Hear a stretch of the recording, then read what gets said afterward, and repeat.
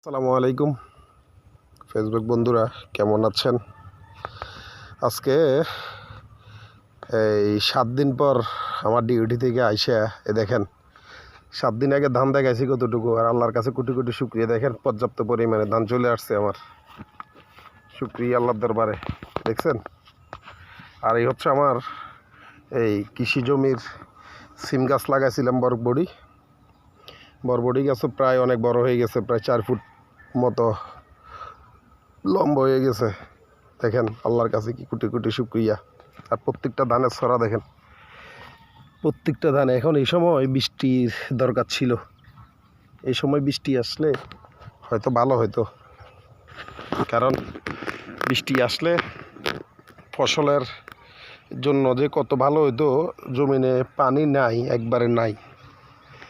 আল্লাহ দিতে কতক্ষণ, কি বললাম, কয়দিন লাগছে, এই তো ঈদের পরেই পাইকা যাবে ধান।